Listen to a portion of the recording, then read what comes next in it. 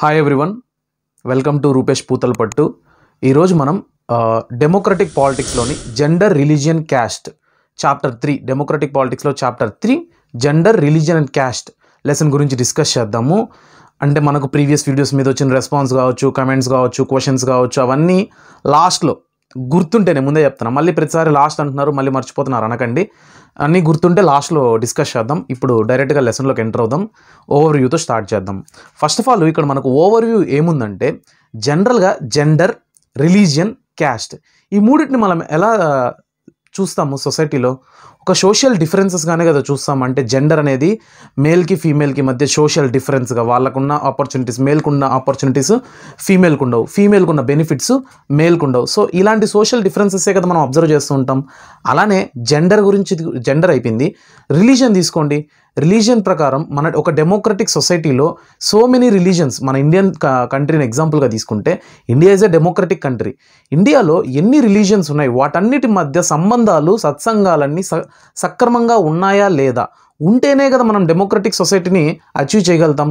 లేకపోతే ఎలాగా? దీనివల్ల ఏమన్నా ప్రాబ్లమ్స్ ఉన్నాయా? And is this any positive or negative impact on democratic society? అలానే జెండర్ని కూడా positive or negative impact on democratic society అని డీల్ చేస్తాం. అలానే last and final factor caste. ఈ క్యాస్ట్ అనే ఫ్యాక్టరు ఈ సొసైటీలో ఎలాంటి ఇంపాక్ట్ని చూపిస్తుంది? దీనివల్ల పాజిటివ్ ఇంపాక్ట్ ఉంటుందా, నెగిటివ్ ఇంపాక్ట్ ఉంటుందా? డెమోక్రటిక్ సొసైటీకి ఇది బెస్టా, వేస్టా అనేదే మనం ఈ లెసన్లో తెలుసుకోబోతున్నాము. ఓకే, ఇదే ఓవర్వ్యూ. మనం ఇక్కడ డిస్కస్ చేయబోయేది మొత్తం ఈ త్రీ ఫ్యాక్టర్స్నే ఎలా రిలేటెడ్ టు పాలిటిక్స్ డిస్కస్ చేస్తాం. అంటే gender and politics, religion and politics, caste and politics. అంటే జెండర్ అండ్ పాలిటిక్స్లో జెండరు పాలిటిక్స్ని ఎలా ఇంపాక్ట్ చేస్తుంది, పాజిటివ్ ఇంపాక్టా, నెగిటివ్ ఇంపాక్టా? రిలీజన్ పాలిటిక్స్ని ఎలా ఇంపాక్ట్ చేస్తుంది, పాజిటివ్ ఇంపాక్టా, నెగిటివ్ ఇంపాక్టా? క్యాస్ట్ పాలిటిక్స్ని ఎలా ఇంపాక్ట్ చేస్తుంది, పాజిటివ్ ఇంపాక్టా, నెగిటివ్ ఇంపాక్టా? దీంట్లో ఏమన్నా డిఫరెంట్ ఫ్యాక్టర్స్ ఉంటే చూద్దాము. ఇదే లెసను. సో ఆలస్యం చేయకుండా మొదలెడదామా? Okay, first article gender and politics. దీంట్లో ఉన్న sub heading public and private division. Public division ఏంటి, ప్రైవేట్ డివిజన్ ఏంటంటే జెండర్ని పబ్లిక్గా డిఫరెంట్ ఫ్యాక్టర్లో, డిఫరెంట్ లుక్లో చూస్తుంటాం. ప్రైవేట్ పరంగా, private in the sense home అంటే ఫ్యామిలీస్లో చూడండి, జెండర్ డిఫరెన్సెస్ అనేది ఒకలా ఉంటుంది. సొసైటీలో అంటే పబ్లిక్గా జెండర్ డిఫరెన్స్ అనేది ఒకలా ఉంటుంది. ఓకే, అసలు ఇక్కడ ఎక్కువ మనం డిస్కస్ చేయాల్సిందే ఏం లేదు. ఈ లెసన్ మొత్తం very realistic and simple lesson. దీని నుంచి ఎలాంటి క్వశ్చన్స్ వస్తాయో కూడా చెప్తాను. తక్కువ క్వశ్చన్స్ వస్తాయి ఈ లెసన్ నుంచి, బట్ ఆ వచ్చే క్వశ్చన్ ఏంటో మనం ఈజీగా గెస్ చేయొచ్చు. Okay, listen to me. ఇప్పుడు ఈ లెసన్లో నేను ఏంటి ఇక్కడ పారాగ్రాఫ్స్ని చూసి దాన్ని అర్థమయ్యేలా చెప్పాలని ఏం లేదు. ఎందుకంటే almost all the paragraphs are related to the realistic society. So matter ఏంటంటే ఇప్పుడు మీరు బాగా గమనించండి, ఒక ఫ్యామిలీలో మేల్ ఉంటారు, ఫీమేల్ ఉంటారు. మామూలుగా బాయ్స్కి ఇచ్చే ఆపర్చునిటీస్ బాయ్స్కి ఉన్నంత ఫ్రీడమ్ ఫీమేల్స్కి ఉంటుందా? అంటే లైక్ బ్రదర్స్, సిస్టర్స్ ఉంటారు. ఆ బ్రదర్కి ఉన్నంత ఆపర్చునిటీస్ అండ్ ఫ్రీడము ఫీమేల్కి ఉంటుందా? ఉండదు. అండ్ ఫ్యామిలీస్ అందరూ తరతరాలుగా ఒకటే మైండ్ సెట్తో గ్రో అయ్యారు. ఎలా అంటే బాయ్ వారసుడు, అబ్బాయి వారసుడు, అమ్మాయి ఎప్పటికైనా పెళ్లి చేసుకుని వెళ్ళాల్సిందే, మన ఇంటి పేరుని కొనసాగించదు. ఇలాంటి థాట్స్, ఇలాంటి ఐడియాలజీ సొసైటీలో స్టిల్ ఉంది. ఇది మనం ఒప్పుకోవాల్సిన విషయం. 21st సెంచరీలో కూడా ఉంది. అందుకే ఎంతో టాలెంట్ ఉన్న అమ్మాయిలు కూడా స్టిల్ గడప వరకే ఆగిపోతున్నారు, గడప దాటి బయట అడుగు పెట్టలేకపోతున్నారు. ఆ గడప దాటి అడుగు బయట పెడితే ఇంపాక్ట్ ఎలా ఉంటుందో మనం ఒక పివి సింధుని చూసి నేర్చుకోవచ్చు, సునీత విలియమ్స్ని చూసి తెలుసుకోవచ్చు. ఇంకా so many examples. Indira Gandhi first female prime minister of India. So అలాంటి గొప్ప గొప్ప ఎగ్జాంపుల్స్ ఉన్నారన్నమాట మనం ఉమెన్ గురించి మాట్లాడుకుంటే. కానీ అంత దూరం వాళ్ళని రానివ్వకుండా మనం సోషల్ బ్యారియర్స్తో వాళ్ళని అక్కడే కట్టి పెట్టేస్తున్నాం అన్నమాట. ఇదే పబ్లిక్ అండ్ ప్రైవేట్ డివిజన్. అదే బయట తీసుకోండి, ఫీమేల్ బయటకు వచ్చి పనిచేసినా కూడా మేల్కి వచ్చే శాలరీ కానీ, మేల్కి వచ్చే రెస్పెక్ట్ కానీ ఉంటుందా? ఉండదు. సో ఏ పనైనా తీసుకోండి, ఫర్ ఎగ్జాంపుల్ ఎక్కువ పని ఎవరు చేస్తారు, మేలా ఫీమేలా? టు బి ఫ్రాంక్ చెప్పాలంటే ఫీమేల్ ఎక్కువ పని చేస్తారు. మేల్ పర్సన్ కంటే ఫీమేల్ పర్సన్ ఇంట్లో ఫస్ట్ నిద్ర లేయాలి, నిద్ర లేసి మేల్ పర్సన్కి టీ పెట్టి ఇవ్వాలి, అలానే ఇల్లు క్లీన్ చేయాలి. ఇలాంటి డొమెస్టిక్ పనులు కూడా పనులే కదా. నెక్స్ట్ కొన్ని బట్టలు ఉతకడం కావచ్చు, యూటెన్సిల్స్ క్లీన్ చేయడం కావచ్చు, హౌస్ని క్లీన్గా ఉంచుకోవడం కావచ్చు, కుక్ చేసి పెట్టడం కావచ్చు, 3 పూట్ల టైంకి అన్నం వండి పెట్టడం కావచ్చు. ఇవన్నిటికీ మనం ఏమన్నా మనీ ఇస్తున్నామా మన మదర్స్కి కానీ మన సిస్టర్స్కి కానీ? ఇవ్వట్లేదు. కానీ ఇదే పని ఒక మేల్ పర్సన్ బయట చేస్తే మనీ వస్తుంది. ఎలాగా? హోటల్లో చెఫ్ ఎవరు? ఆల్మోస్ట్ చెఫ్లు ఎవరు ఉంటారా? Male persons. So male persons cook చేస్తే వాళ్ళకి డబ్బు. అదే ఇంట్లో ఫీమేల్స్ చేస్తే నో మనీ. అలానే ఇంట్లో మదర్స్ టైలరింగ్ చేస్తూ ఉంటారు. మన షర్ట్ చినిగిపోయినప్పుడు, మనకు బటన్ వచ్చేసినప్పుడు, ఇలాంటి పనులన్నీ బయట టైలర్స్, ఫ్యాషన్ డిజైనర్స్గా పేరు మార్చుకొని మేల్ పర్సన్స్ చేస్తుంటే వాళ్ళకి అప్రిషియేషన్ ప్లస్ శాలరీ. అదే పని ఇంట్లో మదర్స్ చేసినా, సిస్టర్స్ చేసినా no appreciation, no salary. We will look it as a responsibility. ఇలా ఉంది ఈ సొసైటీ. సో ఇప్పుడు నేనేం చెప్దాం అనుకుంటున్నానంటే, ఫీమేలు పని చేస్తారు, మేలు పని చేస్తారు. కానీ ఫీమేల్ చేసే పని కన్నా మేల్ చేసే పనికి రెస్పెక్ట్ వస్తుంది, శాలరీ వస్తుంది. ఒకవేళ వాళ్ళకున్న సోషల్ బ్యారియర్స్ని దాటుకొని బయటకు వచ్చి పని చేసినా మేల్కున్నంత శాలరీ కానీ మేల్కున్నంత గుర్తింపు కానీ ఉండడం లేదు. ఇది నేను ఇప్పటి గురించి మీరు కమెంట్స్ పెట్టచ్చు, ఎలాగా ఫీమేల్స్ కూడా ఈక్వల్గా సొసైటీలో రన్ అవుతున్నారు కదా అంటే, నేను డీప్గా వెళ్ళి చూడమంటున్నా.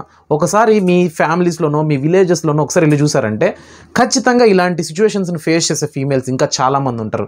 నాకు తెలిసిన వాళ్ళే ఎంతోమంది టాలెంట్ ఉండేవాళ్ళు హౌస్ వైఫ్స్గా మిగిలిపోయినారు. ఐ నో ఈ వీడియో చూస్తున్నప్పుడు it's a tribute for them. ఎందుకంటే అట్లీస్ట్ ఒక కెమెరా ముందర వాళ్ళ కోసం మాట్లాడడానికి వాళ్ళ తమ్ముడో, కొడుకో, అన్నో ఎవరో ఒకరు ఉంటారనమాట. కానీ నేను చాలామందిని చూసాను టాలెంట్ ఉన్న లేడీస్ని. బట్ అన్ఫార్చునేట్లీ వాళ్ళ టాలెంట్ మొత్తం వాళ్ళ ఏజ్తో వృధా అయిపోయింది. ఇప్పుడు హౌస్ వైఫ్స్గా, మదర్స్గా మిగిలిపోయారు.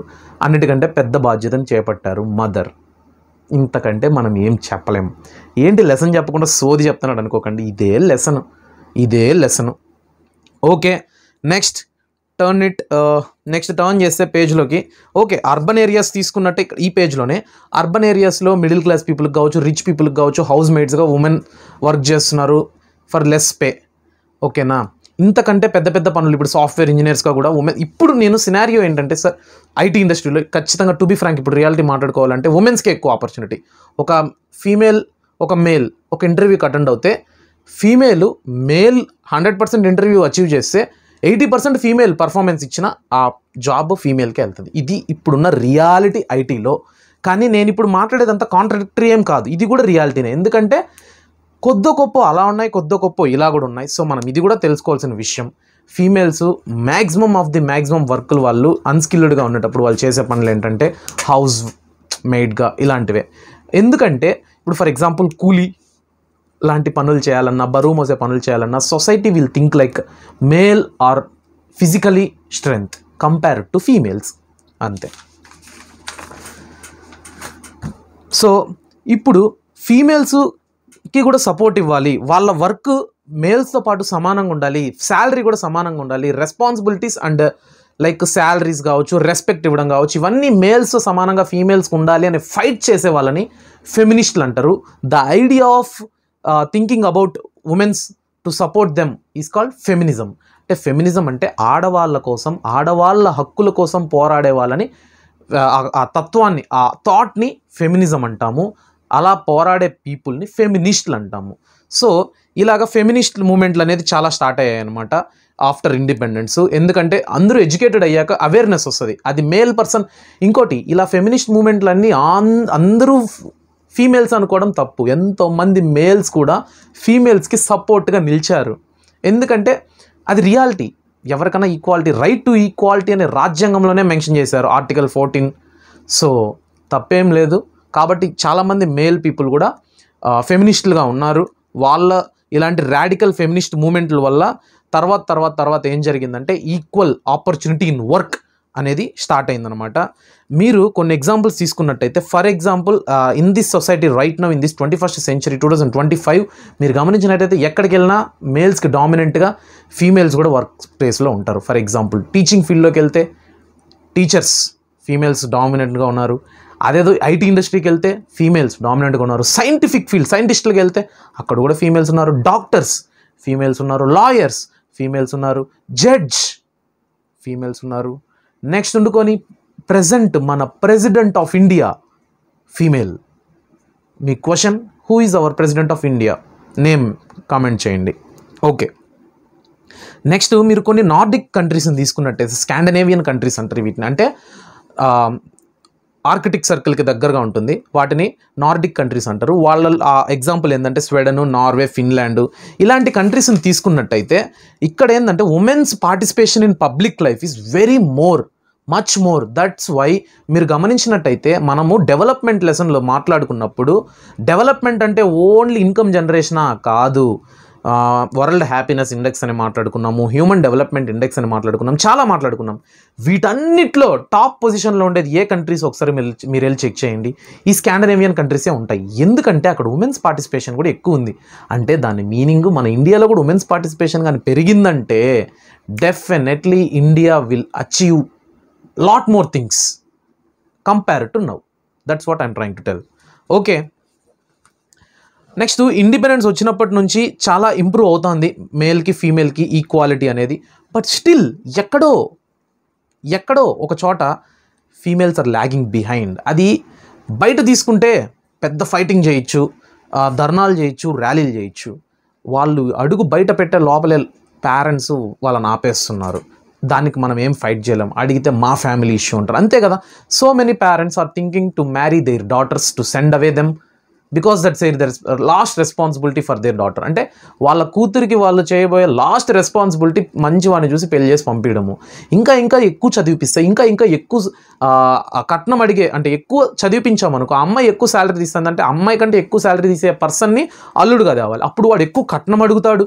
సో ఇలాంటి ఫ్యాక్టర్స్ అన్నిటిని దృష్టిలో పెట్టుకొని సో వాళ్ళు ఏంటంటే ఇవన్నీ థింక్ చేస్తారనమాట, తొందరగా వాళ్ళ రెస్పాన్సిబిలిటీని ఫినిష్ చేసుకుందామని. So that is the main problem.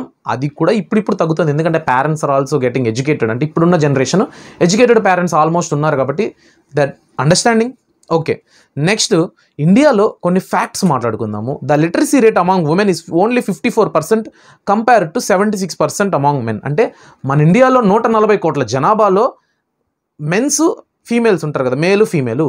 మేల్స్లో ఎంతమంది ఇప్పుడు 100% మేల్స్ ఉన్నారంటే దాంట్లో 76% ఆర్ లిటరేట్స్. అదే 100% ఫీమేల్స్ ఉంటే ఓన్లీ 54% ఆర్ ఫీమేల్స్ లిటరేట్స్. అంటే దీని మీనింగ్ ఏంటి? మేల్స్లో 76% అంటే 3/4 మంది చదువుకుంటున్నారు లిటరేట్స్. అదే ఫీమేల్స్లో 54% అంటే ఎంత, నియర్ జస్ట్ హాఫ్, అంతే. Half of the females population of females are not literates, they are not getting chance. Okay, ఇది ఇక్కడ ఉన్నది. నెక్స్ట్ ఇక్కడ ఒక లెట్స్ డూ ఇట్ అనే టేబుల్ ఉంది, అవసరం లేదు. నెక్స్ట్ ఉండుకొని మీరు కంపేర్ చేసుకుంటే స్కూల్స్లోకి ఒకవేళ ఫీమేల్స్ ఎంటర్ అయ్యి చదువుకుంటే ఎలా ఉంటుంది? గట్టి పోటీనే కదా. ఏ స్కూల్లోనా తీసుకోండి, ఆ క్లాస్లో ఒక బాయ్ టాపర్ ఉంటాడు, ఒక గర్ల్ టాపర్ ఉంటాడు. ఇది ఫ్యాక్ట్. ఈ వీడియో చూస్తున్న మీరు కూడా అబ్బాయి అయితే నువ్వే కమెంట్ చేయి, మీ క్లాస్లో టాపర్ గర్ల్ ఎవరు. అమ్మాయి అయితే నువ్వే కమెంట్ చేయి, yes I'm a women and I'm the topper, I'm utilizing these educational services as my best opportunity అని. ఓకే, నా వర్డ్స్ అర్థం కాకపోతే స్టాప్ చేసి 0.5 మోడ్లో పెట్టుకొని ఒకసారి చూడండి. ఏంలా మంచి ఊపి మీద ఉన్నా, ఇప్పుడే కూలీ మూవీకి వెళ్ళేసి వచ్చి వీడియో చూసేసి నా పనికి నేను వచ్చేసిన. అది చేసిన, ఇది చేసిన, మీరు అదే చేయండి.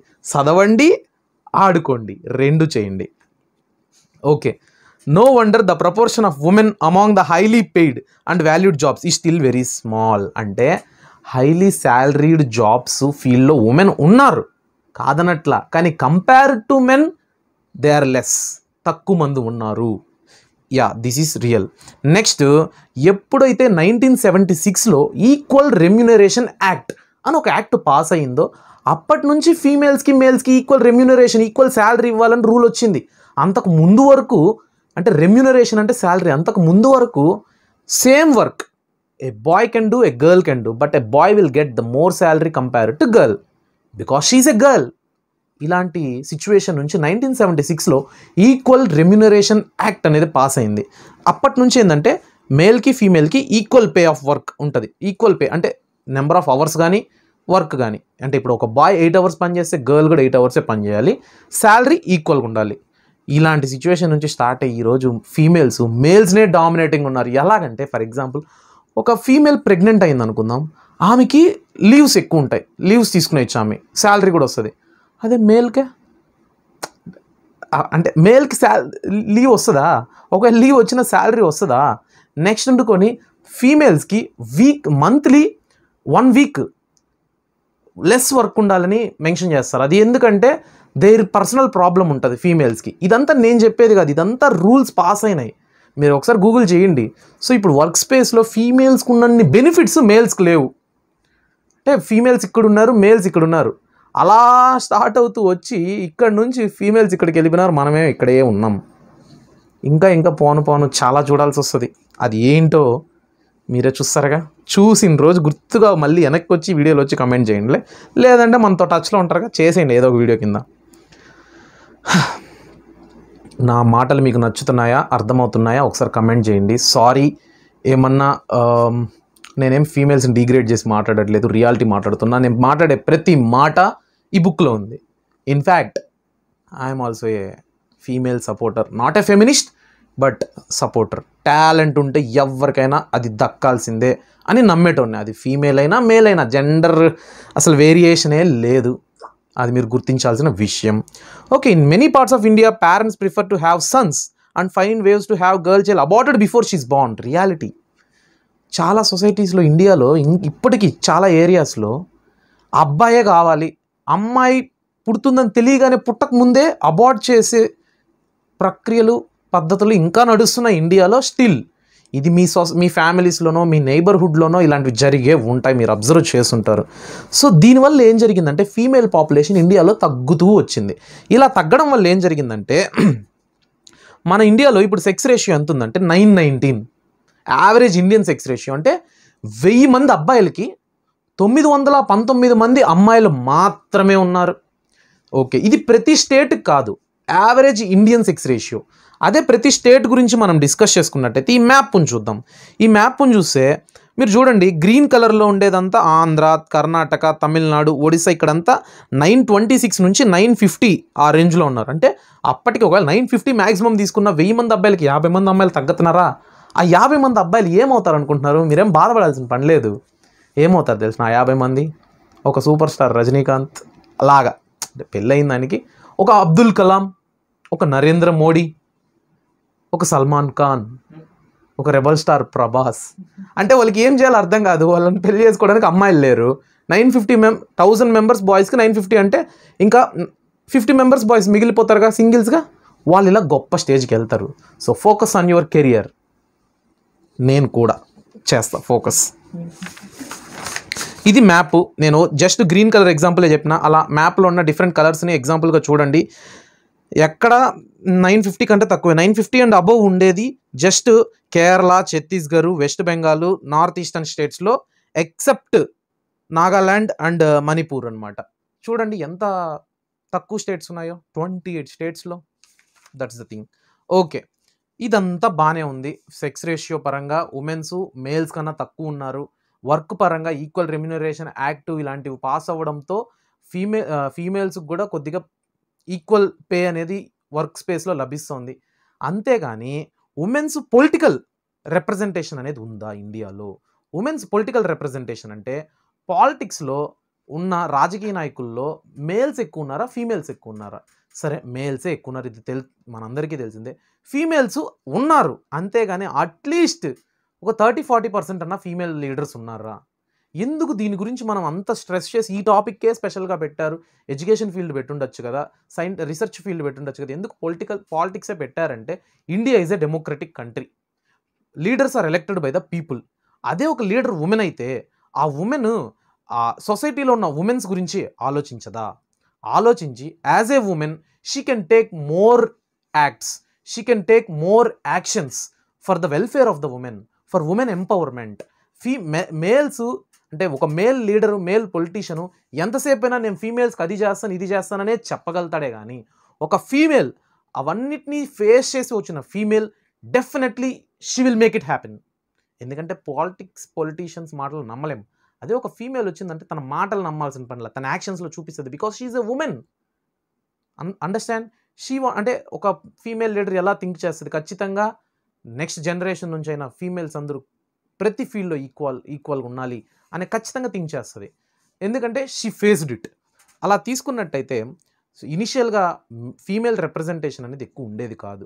మెల్లమెల్లగా లోక్సభలో, రాజ్యసభలో ఫీమేల్ రిప్రజెంటేషన్ ఉండాలని కూడా చాలా యాక్ట్స్ పాస్ అయినాయి. But still now the bills are pending at the central level. But కొన్నిసార్లు 10% రిజర్వేషన్ ఉండాలి లోక్సభలో సీట్స్ ఫిల్ చేయడానికి ఉమెన్స్కి అనేది ఉంది. బట్ మీరు లాస్ట్ లెసన్లో మనం డిస్కస్ చేసుకున్నట్టయితే డెమోక్రటిక్ పాలిటిక్స్లో మీకు గుర్తున్నట్టయితే లోకల్ సెల్ఫ్ గవర్నమెంట్ అంటే పంచాయతీ సమితిస్లో మాత్రం 1/3 ఆఫ్ ఉమెన్ రిప్రజెంటేషన్ అనేది ఉండాలి అని మనం ఖచ్చితంగా డిస్కస్ చేసుకున్నాం. అది ఇక్కడ కూడా మనకు చెప్పారనుకుంటా. అంటే 1/3 of the seats are reserved for women's, అంటే లీడర్స్గా అవ్వడానికి. ఓకే, ఇండియాలో లోక్సభలో 14.36% అంట మ్యాక్సిమం ఉమెన్ ఎలక్టెడ్ మెంబర్స్ ఉండేది. 100%లో 14.36 మెంబర్స్. అది కూడా ఏంటి 2019లో. అంతకు ముందు వరకు దానికంటే తక్కువ. ఇప్పుడు ఆల్మోస్ట్ ఆ రేంజే ఏంటి women elected members representation in the Lok Sabha. So దీనివల్ల మనకి ఏం నెగిటివ్ జరుగుతుందంటే ఫీమేల్ రిప్రజెంటేషన్ కూడా ఉన్నప్పుడు ఈక్వాలిటీ అనేది సొసైటీలో ఉంటుందన్నమాట. ఇప్పుడు చూడండి, ఈ జెండర్ ఇన్ఈక్వాలిటీ ఉండడం వల్ల ఏమేం ప్రాబ్లమ్స్ స్టార్టింగ్లో ఉమెన్స్ ఫేస్ చేశారో చూసాం. మెల్లమెల్లగా in the grow of the era ఖచ్చితంగా ఐడియాలజీస్ అనేది మారడంతో ఉమెన్స్కి కూడా మేల్తో సమానంగా శాలరీస్ కావచ్చు, వర్క్ కావచ్చు, అన్నీ లభిస్తున్నాయి. ఇంకా చెప్పాలంటే ఉమెన్ ఎంపవర్మెంట్ కోసం మేల్స్ కన్నా ఫీమేల్స్కి ఎక్కువ ఆపర్చునిటీస్ ఉన్నాయి. ఫీమేల్ కోటా, ఉమెన్ కోటా అంటూ ఉంటారు. ఏదన్నా ఎగ్జామ్ రాసినప్పుడు ఉమెన్ కోటా కింద వాళ్ళకి ఇంకా ఎక్కువ సీట్లే వస్తాయి. సో ఇంకా వాళ్ళకి బెనిఫిటే కానీ ఈ జెండర్ డిఫరెన్స్ వల్ల వాళ్ళకైతే ఏ డిసడ్వాంటేజ్ అయితే ఇప్పుడు లేదు కదా. అలానే చూడండి, ఉమెన్ రిప్రజెంటేషన్ 1/3 ఉండాలి అని అని బిల్ వచ్చింది. ఏంటి, ఎక్కడ, లోకల్ సెల్ఫ్ గవర్నమెంట్లో. అది కూడా ఒక ఎంపవర్మెంటే కదా. నెక్స్ట్ ఇప్పుడు మీరు ఒక మ్యాప్ చూడండి. అంటే ఇంతసేపు మనం పాజిటివ్స్, ఇప్పుడు ఏంటి నేను చెప్పా కదా, ప్రతి gender in politics, religion in politics, caste in politics తెలుసుకోవాలి. ఇప్పుడు జెండర్ ఇన్ పాలిటిక్స్ పాజిటివా నెగిటివా? 100% పాజిటివ్. ఎందుకంటే ఆల్మోస్ట్ ఎలా థింక్ చేస్తున్నారు పొలిటీషియన్స్ కూడా, ఉమెన్ ఎంపవర్మెంట్ జరగాలనే థింక్ చేస్తారు. దానికోసమే కొత్త కొత్త స్కీమ్స్, బిల్స్ వస్తాయి. అది విషయము. ఓకే, ఇప్పుడు ఈ గ్రాఫ్ ఎందుకు అదే పనిగా చెప్తానంటే ఈ గ్రాఫ్ ఎగ్జామ్కి రాబోతుంది. ఖచ్చితంగా ఈ ప్రీఫైనల్స్లోనో పబ్లిక్లోనో రావచ్చు. ఎలా అంటే దీన్ని ఇచ్చేసి కమెంట్ ఆన్ ఇట్, ఓకేనా. లేదంటే ఒక 2 క్వశ్చన్లు అడుగుతాడు, 4 మార్క్స్ క్వశ్చన్ ఇస్తాడు. దీన్ని చూసినట్టయితే వరల్డ్ యావరేజ్ 24, అంటే 24% ఉమెన్ రిప్రజెంటేషన్ ఉందన్నమాట పార్లమెంట్స్లో, వరల్డ్ యావరేజ్. కానీ ఇండియా పరిస్థితి చూసుకుంటే 11.6. అంటే 11.6 అంటే India far more below compared to other countries. అదే నార్డిక్ కంట్రీస్ తీసుకోండి. నార్డిక్ కంట్రీస్ అంటే స్వీడన్, నెదర్లాండ్స్ ఇలా మాట్లాడుకున్నాం కదా. 24 వరల్డ్ యావరేజ్ అయితే వాళ్ళ పర్సంటేజ్ 42%. అంటే 42% of females are representing their nation in parliament, ఓకేనా.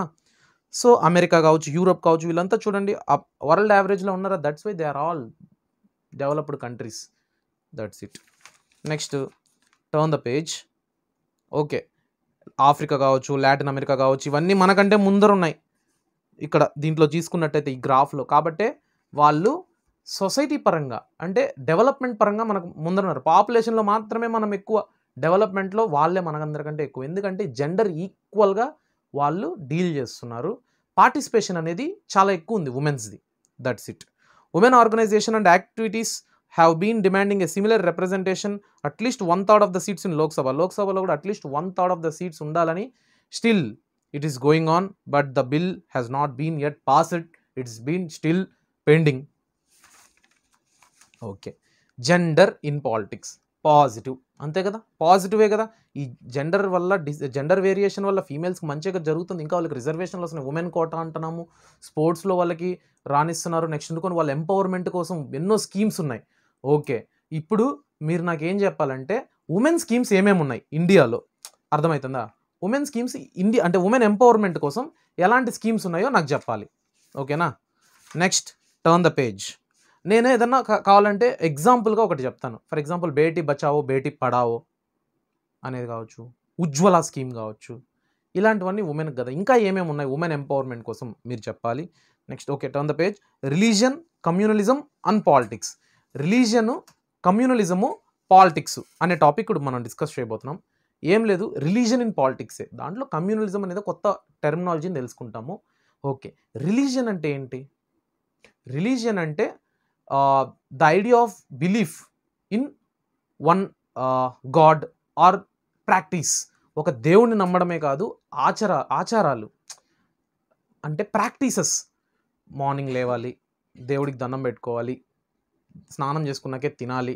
అంటే నేను హిందూ, నేను ముస్లిం, నేను క్రిస్టియన్ అని చెప్పుకోవడం కాదు, ఆచారాలు గమనించాలి అక్కడ. ఎందుకంటే ఆ ప్రాక్టీసెస్లో మనకు హెల్త్ కావాల్సినవి, మెంటలీ స్ట్రెంగ్త్ తెచ్చేవి, ఫిజికలీ స్ట్రెంగ్త్ తెచ్చే ఫ్యాక్టర్స్ ఎన్నో ఉంటాయి. మనము ఎందుకు, మీరు బాగా గమనించండి, ఎందుకు బ్రహ్మముహూర్తంలో నిద్రలేమంటారు? అది మన హిందూ మైథాలజీలో ఉంది, బ్రహ్మముహూర్తంలో నిద్రలేయాలని. అది ఏదో మనం పురాణాల్లో ఉంది అని అనుకుంటున్నాం, కానీ it's a practice. For what? For our health, for hour mentally and physically strength, fitness కోసం. అలానే దీన్నే రిలీజన్ అంటారు, నాకు తెలిసిన రిలీజన్. ఇక్కడ వాడు ఏం చెప్పాడో చూద్దాం. రిలీజన్ అంటే, Mahatma Gandhi used to say religion can never be separated from politics. He think religion is like moral values that inform all religions. He believed politics must be guided by ethics and okay, అది ఇంకా far more ఉంది, ఆ topic అని మనం discuss చేద్దాం. మహాత్మా గాంధీ కూడా ఏం చెప్పాడు? Religion is nothing but ethical values, నైతిక విలువలను తెలిపేదే రిలీజన్. ఓకేనా? కానీ దానికి మనము దేవుణ్ణి తీసుకొచ్చేసి హిందూకి దేవుడు, ముస్లింకి దేవుడు, క్రిస్టియన్కి దేవుడు, ఒక దేవుడికి ఒక దేవుడు పడడు, మా మతం వేరు మీ మతం వేరు అని మత కల్లోలాలు, మత విధ్వంసాలు ఎన్నో జరుగుతున్నాయి ఇండియాలో. ఇండియాకి పాకిస్తాన్కి యుద్ధం ఎందుకు జరుగుతుంది? కేవలం రిలీజియన్ గొడవలు మాత్రమే. India is not a complete Hindu country, India is not a complete Muslim country. ఇది కాంట్రడిక్టరీగా ఉండొచ్చు, ఎందుకంటే పెద్ద పెద్ద యూట్యూబర్స్ అంటే లైక్ చాలా పెద్ద పెద్ద స్వామీజీలు కూడా ఇది హిందూ దేశం అని పోరాడుతున్నారు. అది నేను చూస్తా యాజ్ ఏ హిందూ, కానీ ఐ డోంట్ ఎంకరేజ్. ఎవరైతే కమ్యూనిటీస్ని, రిలీజియన్స్ని స్ప్రెడ్ చేస్తారో వాళ్ళ మీద మనం ఫైట్ చేయాలి, స్ప్రెడ్ చేయకండి అని. అంతేగాని మనం మొత్తాన్ని మనం బ్లేమ్ చేయకూడదు.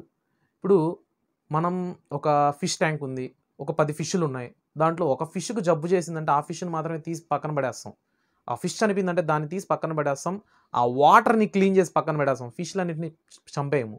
అంటే అలానే ఇక్కడ 100 మంది, ఒక రిలీజియన్లో 100 మెంబర్స్ ఉంటే దాంట్లో ఒకడో ఇద్దరు స్ప్రెడ్ చేస్తూ దాన్ని గురించి బ్యాడ్గా అదర్ రిలీజియన్స్ మీద బ్యాడ్ పోర్ట్రేల్ చేస్తుంటే వాడిని మాత్రమే తీసిపడేయాలి, వాడి మీదే ఫైట్ చేయాలి. అందరిలో ఉండే ఆ బ్యాడ్ థాట్స్ని తీసిపడేయాలి, ఆ వాటర్ని తీసిపడేసినట్టుగా. అంతేగాని అందరినీ మనం బ్లేమ్ చేయకూడదు. ఇది నాకు ఉన్నంత అవేర్నెస్లో, నాకున్నంత అవగాహనలో నేను చెప్తున్నా. తప్పుంటే క్షమించండి, కరెక్ట్ ఉంటే ఒక లైక్ వేసుకోండి, కమెంట్ చేయండి మీరు కూడా. నాకు తెలిసిందైతే ఇదే. India is a secular country. ఇండియాలో ఏ రిలీజియన్కి, ప్రతి రిలీజియన్కి చోటు ఉంటుంది, కానీ ఇదొక్కటే రిలీజియన్ ఉండాలి అనే కాన్సెప్ట్కి మాత్రం చోటే లేదు. ఓకే, ఫస్ట్ మనం డిస్కస్ చేసుకుందాం. The division is not universal as gender but religious diversities fairly wide spread in the world today. అంటే ఏం చెప్తున్నాడంటే, జెండర్ అనేది, మేలు ఫీమేల్ అనేది ఎవ్రీ సొసైటీలో, ఎవ్రీ కంట్రీలో ఉంటారు. రిలీజియన్ అనేది ప్రతి కంట్రీలో వేరియేషన్స్ ఉండకపోవచ్చు, ఎందుకంటే Britain is completely Christianity country, కొన్ని Arab countries completely Muslim country. అలాగా మన ఇండియా ఒక పర్టికులర్ రిలీజన్కి సంబంధించింది కాదు.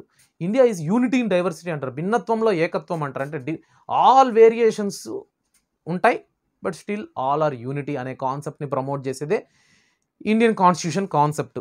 సో దీని ప్రకారము అసలు ఈ టాపిక్లు చూసి చెప్పేది, దీనివల్ల నేను డివేట్ అయిపోతున్నా.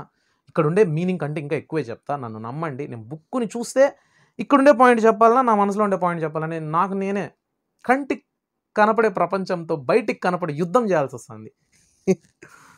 ఓకే, సో ఇప్పుడు మీరు చెప్పండి, రిలీజియన్ కాన్సెప్ట్ ఇక్కడ ఐర్లాండ్ ఇలాంటి కంట్రీస్ని మీరు కంపేర్ చేసుకున్నట్టయితే అక్కడ సేమ్ రిలీజన్ ఒకటే ఉంటుంది, కానీ జెండర్ డిఫరెన్సెస్ లాగా రిలీజియన్ డిఫరెన్సెస్ అనేది ప్రతి కంట్రీలో ఉంది అని మనం చెప్పలేము.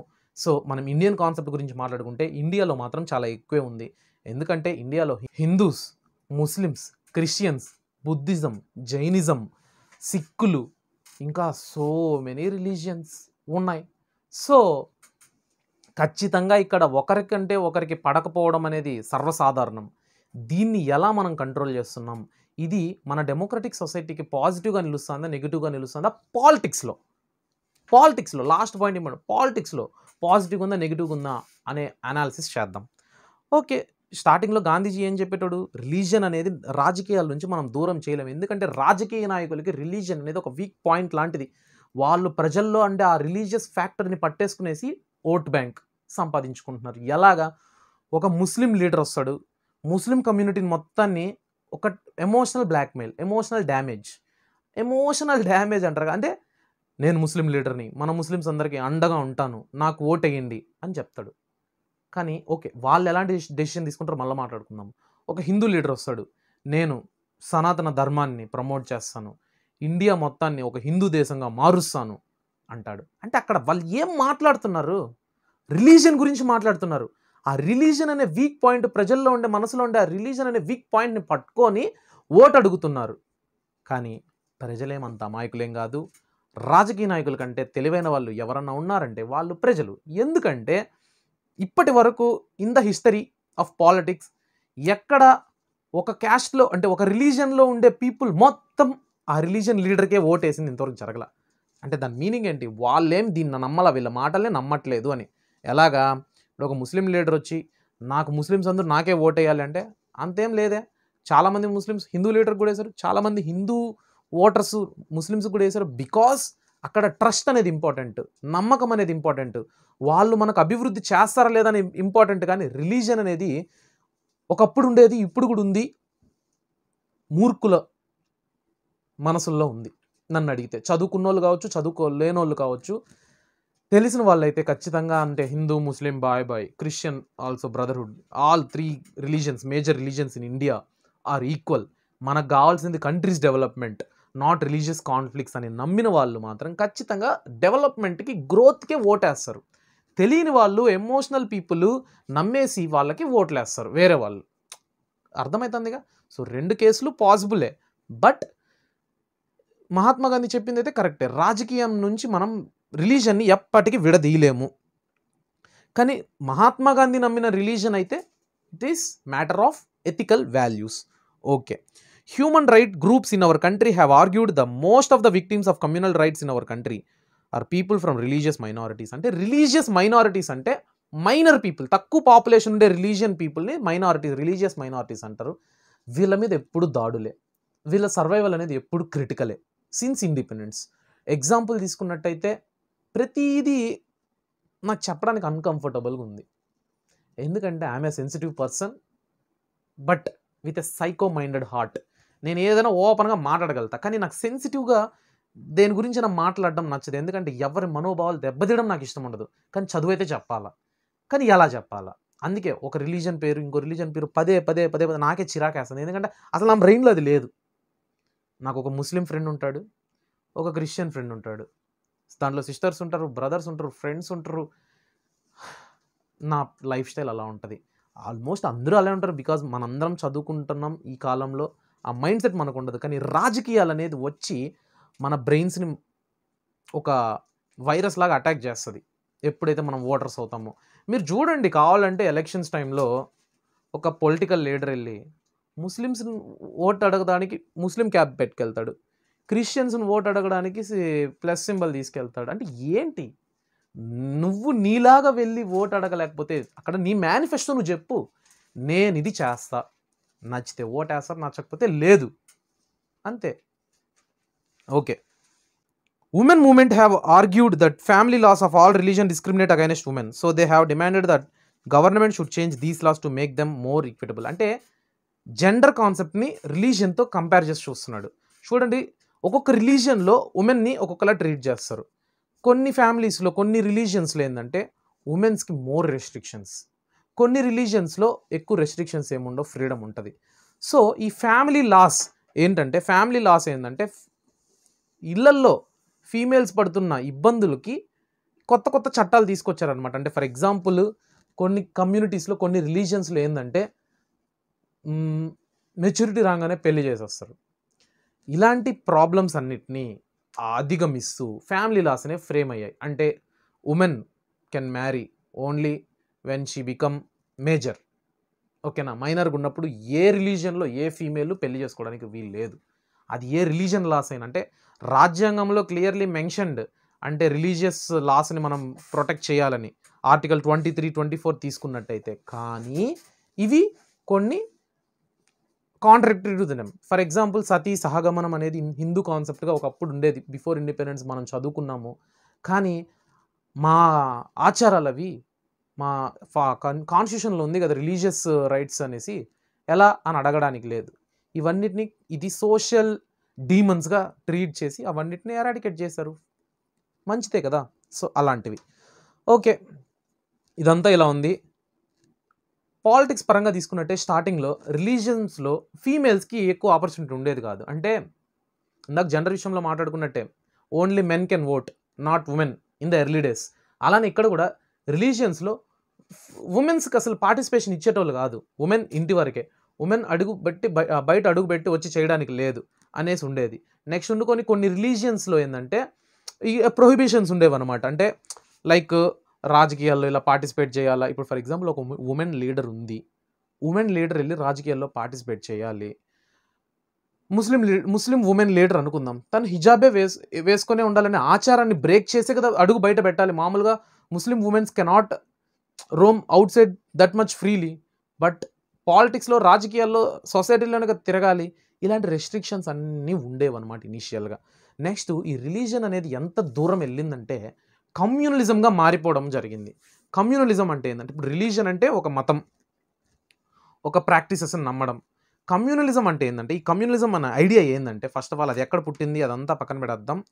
కమ్యూనలిజం ఐడియా ఏంటంటే believing once own religion as dominant compared to other religions. అంటే ఉన్న రిలీజన్స్ అన్నిటిలోకి నా రిలీజనే తోపు, నా రిలీజనే గ్రేటు, ఇవన్నీ వేస్టు అనే ఐడియాలజీనే కమ్యూనలిజం. అంటే నార్మల్గా రిలీజన్ అనే ఐడియా సమ్వాట్ ఓకే, పాజిటివే, ఏదో ఒక దాంట్లో ఆచారాలు ఉన్నాయి, పాజిటివ్స్ ఉన్నాయి అని అనుకోవచ్చు.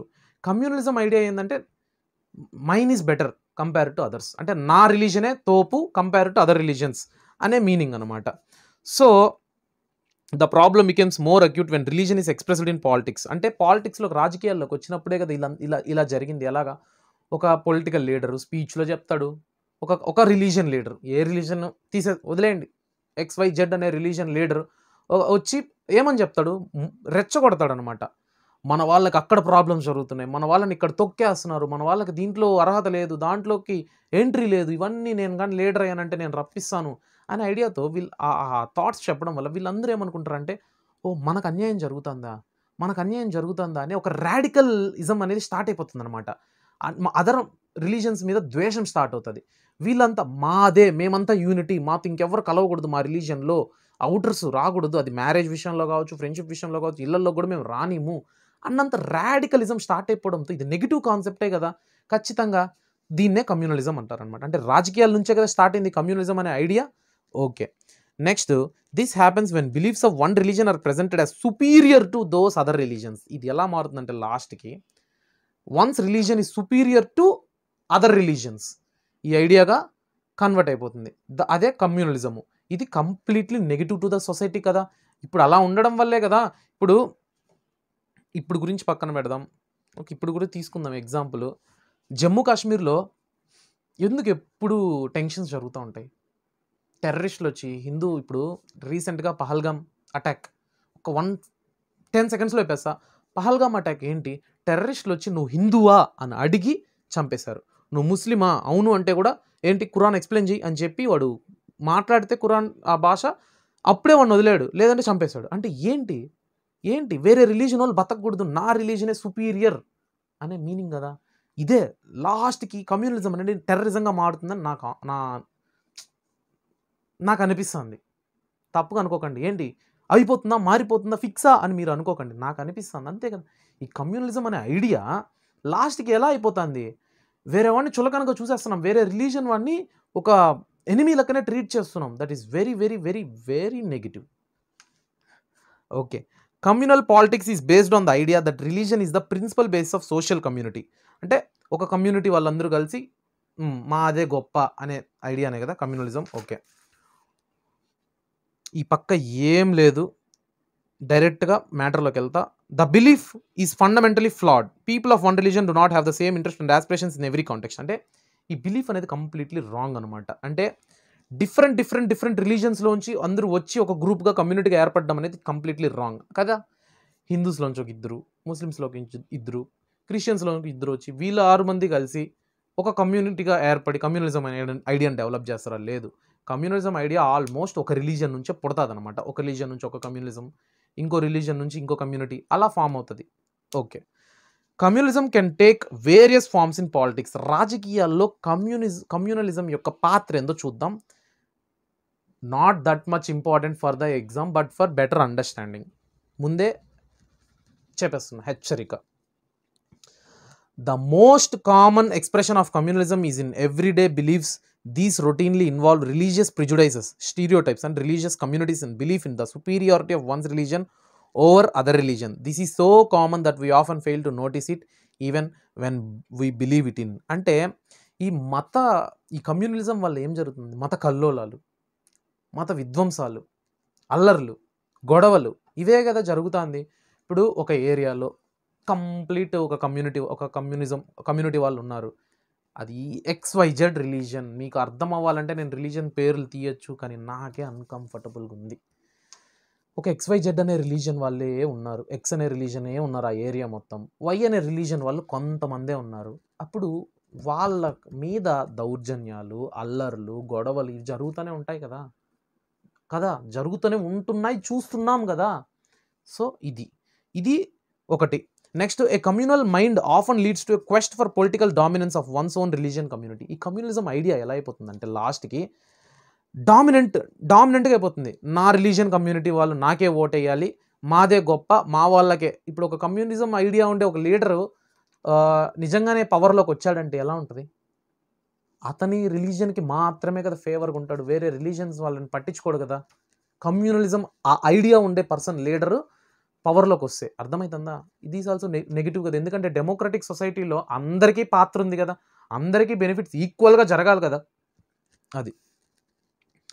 Next, political mobilisation on religious lines is another frequent form of communalism. This involves the use of sacred symbols. అంటే ఈ పాలిటిక్స్లో దీన్ని ఎలా వాడుతున్నారు? ఇంకోటి మెయిన్ రిలీజియస్ సింబల్స్ వాడడం, రిలీజియస్ సేక్రెడ్ టెక్స్ట్స్ వాడడం. అంటే లైక్ సింబల్స్ అంటే ఇప్పుడు హిందూ లీడర్ వండుకొని భగవద్గీత బుక్ని చూపించి ఎమోషనల్గా అందరినీ ఆ సింబల్స్, ఆ రిలీజియస్ సింబల్స్ వాడడం వల్ల మనం ఎమోషనల్గా ఆ బుక్ని చూసైనా ఓటేయాలరా బాబు అనుకునేటట్టు. నెక్స్ట్ వండుకొని అదే మతానికి చెందిన సింబల్స్ కావచ్చు.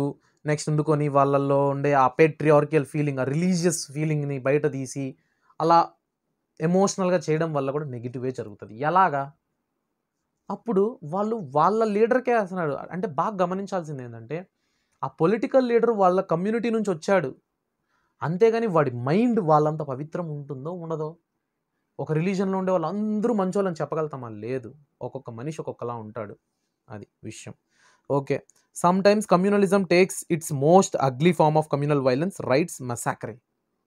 అంటే లాస్ట్ అండ్ ఫైనల్ కమ్యూనలిజం వల్ల జరిగేది ఏంటంటే ఇవే: వైలెన్స్, రైట్స్, విధ్వంసాలు. India and Pakistan suffered some of the worst communal riots at the time of partition టైంలో, ఇండిపెండెన్స్ టైంలో పాకిస్తాన్లో ఉండే హిందూస్ ఎవరన్నా ఉంటే, ఇండియన్ హిందూస్ ఉంటే వెళ్ళిపోండి అన్నారు. ఇండియాలో ఉండే ముస్లిమ్స్ ఎవరన్నా వెళ్ళాలనుకుంటే వెళ్ళిపోండి, ఉండాలనుకున్న వాళ్ళు ఉండండి అన్నారు. అంటే ఇలా చెప్పేశారు. అనౌన్స్మెంట్ వచ్చేసినాక పాకిస్తాన్లో ఎవరైనా హిందూస్ ఉంటే వాళ్ళని చంపేస్తున్నారు, ఇండియాలో ఎవరైనా ముస్లిమ్స్ ఉంటే చంపేస్తున్నారు. ఇలాంటి అల్లర్లు ఎన్నో జరిగాయి అన్నమాట. ఇవన్నీ కమ్యూనల్ టెన్షన్సేనా? ఓన్లీ రిలీజన్ అనే కాన్సెప్ట్ వల్లేనా? So religion in politics is always నెగిటివా? డన్. అందుకే తెలివిగా డాక్టర్ బిఆర్ అంబేద్కర్ రాజ్యాంగంలో India is a secular state అని చెప్పాడు. సెక్యులర్ అనేదానికి చాలా మీనింగ్ ఉంది. అదర్ కాన్స్టిట్యూషన్స్లో సెక్యులర్ అనే మీనింగ్ మనకు యాప్ట్ అయ్యేది కాదు. మన ఇండియన్ కాన్స్టిట్యూషన్లో ఉండే సెక్యులర్ మీనింగ్ ఏంటంటే అన్ని మతాలు సమానమే. ఇండియాలో ఏ మతం ఇండియా ఏ మతంది కాదు. ఇండియాలో అన్ని మతాలు ఉన్నాయి, but India is not alone promoting one's own religion అన్నట్టు. ఓకేనా? There is no official religion in the Indian state, unlike the status of శ్రీలంకలో బుద్ధిజం లాగా, నెక్స్ట్ ఉండుకొని పాకిస్తాన్లో ఇస్లాం లాగా, ఇంగ్లాండ్లో క్రిస్టియానిటీ లాగా ఇండియా ఒక రిలీజియన్ని ప్రమోట్ చేయట్లేదు. ఓకేనా? Next, constitution provides all individuals and communities freedom to profess progress and practice propagate any religion. ఇది ఫండమెంటల్ రైట్స్లో ఆర్టికల్ 24-25లో రైట్ టు రిలీజియస్ అఫైర్స్లో ఉంది. అంటే కాన్స్టిట్యూషన్ అన్ని రిలీజియన్ వాళ్ళకి వాళ్ళ రిలీజియన్కి సంబంధించిన ఆచారాలు కావచ్చు, పద్ధతులు కావచ్చు, పాటించుకోవచ్చు అనే రైట్ ఉంది, ఫండమెంటల్ రైట్ అది. Okay, constitution prohibits discrimination on grounds of religion. Discrimination on grounds of అంటే ఒక రిలీజియన్ మీద డిస్క్రిమినేషన్ అనేది ప్రొహిబిట్ చేసింది. ఓకేనా, అలానే జెండర్ విషయంలో కూడా prohibition of discrimination on the grounds of race, caste, sex, gender అనేది కూడా ఉంది ఆర్టికల్ 14 రైట్ టు ఈక్వాలిటీలో. ఓకేనా, ఇది at the same time the constitution allows the state to intervene in the matters of religion. అంటే constitution mention చేసింది religious affairs అనేది freedom ఉంటుందని. At the same time స్టేట్కి కూడా పవర్ ఇచ్చింది డైరెక్టివ్ ప్రిన్సిపల్స్ ఆఫ్ స్టేట్ పాలసీలో. ఏంటది? స్టేట్ అనేది కాన్స్టిట్యూషన్లో ఏమని మెన్షన్ చేశారంటే స్టేట్ అనేది రిలీజియస్ మ్యాటర్స్లో ఇన్వాల్వ్ అయ్యి ఈక్వాలిటీని బ్యాలెన్స్ చేయాలి స్టేట్లో. అంటే ఇండియాలో ఏదన్నా ఒక్క స్టేట్ అన్నా ఉందా ఈ స్టేట్ ఈ మతంకి సంబంధించింది అని? లేదు. బికాస్ కాన్స్టిట్యూషన్లో clearly mentioned state should intervene in the matters of religion to maintain equality. అది understanding all these cases. Now tell, gender in politics is positive, right? Religion in politics పాజిటివా నెగిటివా? Absolutely negative. సో ఒక factor ఏమో పాజిటివ్గా ఉంది, ఒక social difference, ఇంకో social difference ఏమో నెగిటివ్గా ఉంది. చివరి సోషల్ డిఫరెన్స్ గురించి డిస్కస్ చేద్దాం. ఇది పాజిటివా నెగిటివా లేదా రెండునా? Okay, caste in politics. Caste in politics తీసుకుంటే we have seen 2 instances of expression of social division which is completely positive and completely negative. ఎలా ఉంది మరి? ఓ అని చెప్పేస్తాను సీరియస్ నోట్లో. ఏం లేదు, నేనైతే ఎంజాయ్ చేస్తూనే చెప్తున్నా. ఏం లేదు అంటే సోషల్ సింపుల్. చాలామంది చాలా కమెంట్స్ పెట్టారు, నాకు అసలు గుండెని పిండేస్తా. అసలు అదే నా మోటివేషన్. ఇప్పటివరకు రూపాయి రాలా యూట్యూబ్లో, మానిటైజేషన్ అయితే అయ్యింది. అది ఎంత మనీ అక్కడ యాడ్ అవుతుంది అదంతా మీకు వన్ ఫైన్ డే నేను విత్డ్రా చేసిన రోజు చెప్తాను. యూట్యూబ్లో మనం చూసేసే అంత డబ్బు అయితే నాకు ఇంతవరకు రాలా, ఒక్కసారి కూడా తీలా. ఆ యాడ్ అయ్యే మనీ కూడా మోటివేటింగ్ ఫ్యాక్టరే కాదు. 1 సెంటు 2 సెంట్లు అంటే సెంట్లు అంటే అమెరికన్ కరెన్సీలో $1 $2 అసలు మ్యాటర్ కాదు. నా మోటివేటింగ్ ఫ్యాక్టర్ ఏదన్నా ఉందంటే అది మీ కమెంట్సే. ఒక సూపర్ అని పెట్టేదానికే నేనైతే నాకు ఓపిక లేక, కానీ ఎంతోమంది ఇంత పెద్ద పారాగ్రాఫ్లు, బా చాలు ఇలానే ఇంప్రూవ్ అవుతా. ఖచ్చితంగా మీ సపోర్ట్ నాకు ఉండాలి. 10th అయిపోయినా కూడా సబ్స్క్రిప్షన్లోంచి తీసేయకండి, ఇంటర్ వీడియోస్ కూడా వస్తాయి, ఎప్పటికంటే వస్తాయి. మీ సపోర్ట్ ఉండండి, చూపిండి, చేద్దాం. నెక్స్ట్ గ్యాప్ ఎందుకు ఇచ్చానంటే 2 ఫ్యాక్టర్స్ అయిపోయింది కదా, లాస్ట్ అండ్ ఫైనల్ ఫ్యాక్టర్ చెప్తే లెసన్ అయిపోతుంది అందుకని. Okay, caste and politics. Caste అంటే ఏంటి? కులం. ప్రపంచం మొత్తం క్యాస్ట్ ఉందా? లేదు, ఓన్లీ ఇండియాలోనే. ఇండియాలో మనం మాట్లాడుకునే క్యాస్ట్ ఏంటి? OC, BC, SC, ST. ఈ 4 క్యాస్ట్లో చాలా సబ్ క్యాస్ట్లు ఉంటాయి. స్కెడ్యూల్డ్ క్యాస్ట్లో చాలా ఉంటాయి, స్కెడ్యూల్డ్ ట్రైబ్లో చాలా ఉంటాయి, బీసీ బ్యాక్వర్డ్ క్యాస్ట్లో చాలా ఉంటాయి, అదర్ క్యాస్ట్లలో చాలా ఉంటాయి. ఇది పాజిటివా నెగిటివా? ఓకే, ఫస్ట్ క్యాస్ట్ ఇన్ఈక్వాలిటీస్ గురించి మాట్లాడుకుందాం. Unlike gender and religion, caste division is special to India. All societies have some kind of social inequality and some form of division of labour. In most societies occupations are passed from one generation to another generation. అంటే caste system అనేది ఎలా ఉంటుందంటే ఇప్పుడు నుంచి కాదు, వేదాలు start అయిన post Vedic period నుంచి ఉంది. వర్ణ సిస్టమ్ అనేటోళ్ళు, టాప్లో బ్రాహ్మణాస్, దాని కింద క్షత్రియాస్, దాని కింద వైశ్యాస్, దాని కింద శూద్రాస్. అంటే బ్రాహ్మణాస్ ఎవరైతే పూజలు కర్మలు ఇలాంటి ఆచరించేవాళ్ళు, దేవుడికి దగ్గరగా ఉన్నవాళ్ళు. క్షత్రియాస్ పాలించేటోళ్ళు, Vaishyas merchant business class people, Shudras servants to all these 3 classes. పెద్ద పెద్ద ఋషులే రాసింది వర్ణ సిస్టమ్ని, నేను కాదనట్లా. అప్పటి నుంచి ఉంది ఇది క్యాస్ట్ అనేది, అర్థమవుతుందా? ఈ శూద్రాసు ఇవన్నీ కూడా ఇప్పుడు కూడా ఉంది కదా, క్షత్రియాసు, వైశ్యాసు, బ్రాహ్మణాసు అన్నీ ఉన్నాయి. సో జనరల్గా ఈ క్యాస్ట్ సిస్టమ్ ఎలా పాస్ అవుతుందంటే ఇప్పుడు క్యాస్ట్ నేను మార్చుకోవచ్చా అని ఎవరికైనా డౌట్ వస్తే మార్చుకోలేము. ఏంటంటే ఆ క్యాస్ట్ సిస్టమ్ అనేది తరతరాలుగా పాస్ అవుతూ వస్తుంది అనమాట, బ్లడ్ లైన్. ఎలా అంటే ఒక చేతి వృత్తి పనుల వాళ్ళు ఉంటారు.